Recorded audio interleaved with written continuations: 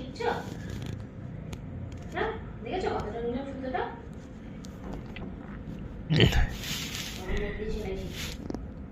Toko সেলাই শিখছো? না, আমি অনেক কাজ আছে, সব বলতে দিয়ে শিখি মানুষের সাথে বসে বসে। এই তো, এই তো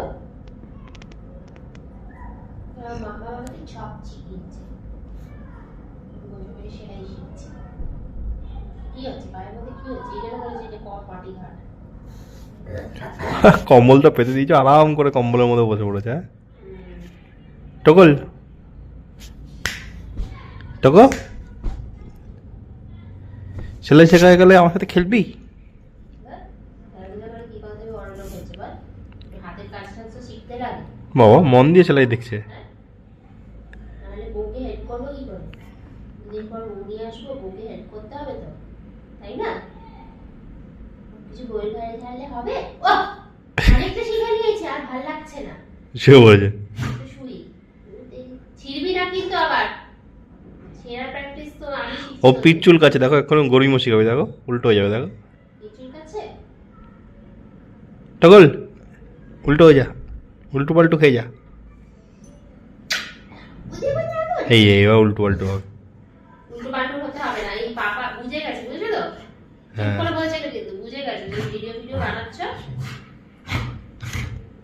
উল্টো পাল্টো হতে শুরু হয়েছে। লেপটা ছিঁড়েছে কে? কে ছিঁড়েছে লেপটা? পাপা না? পাপা ছিঁড়েছে? ওরে বাবা। ওই, থেমে যা। থাম্বা থাম্বা থাম্বা। এই পাশের বাড়ি কি হয়েছে রে? পাশের বাড়ি দিদি ভাইটা কিরকম রে? ও ভেবেছে সিম্বা বলেছো, বুঝেছো?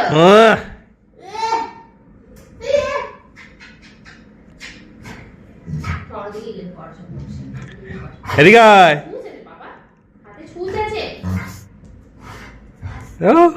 উল্টো পাল্টু করছে, দেখো।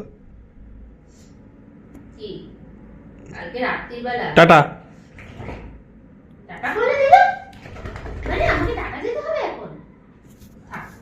বাবা হেল্পের দরকার নেই, শিখিস নি, আমরা পুরোটা শিখে তারপরে হেল্প করতে দেবো, শিখিস নি।